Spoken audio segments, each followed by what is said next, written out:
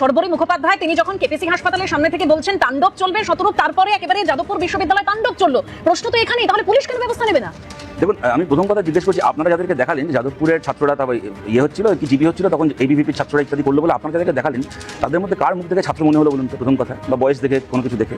দ্বিতীয়, ঠিক শতরূপদা, যদি সেখানে কোনো মধ্যবয়স্ক বা আধবয়সী বা বুড়ো এসে যদি বলে যে আমরা ছাত্র আন্দোলন করছি, ঠিক সেটা ছাত্র আন্দোলন নয়, তাদের মধ্যে হয়তো কেউ কেউ ছাত্র ছিলেন না, কিন্তু শতরূপদা তারা যদি ছাত্র না হন তাহলে যে আন্দোলনটা হয়েছিল, আধবুড়োগুলো এসেছিল, তারা ছাত্র কি করে হলো?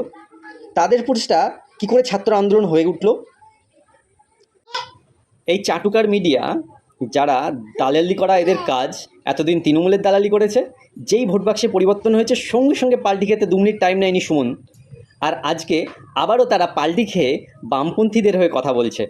তারা একবারও বলে না যে যাদবপুর ইউনিভার্সিটিতে কি হয়, সেখানে ওপেনলি নিরোধক পাওয়া যায়, ওপেনলি স্টুডেন্টরা বলে আমরা সিগারেট গাঁজা খাওয়া আমাদের অধিকার, সেখানে স্টুডেন্টরা সিসি ক্যামেরা লাগাতে দেয় না র্যাগিং হবে বলে, সেখানে নিরীহ ছাত্রকে র্যাগিং করে মার্ডার করা হয়।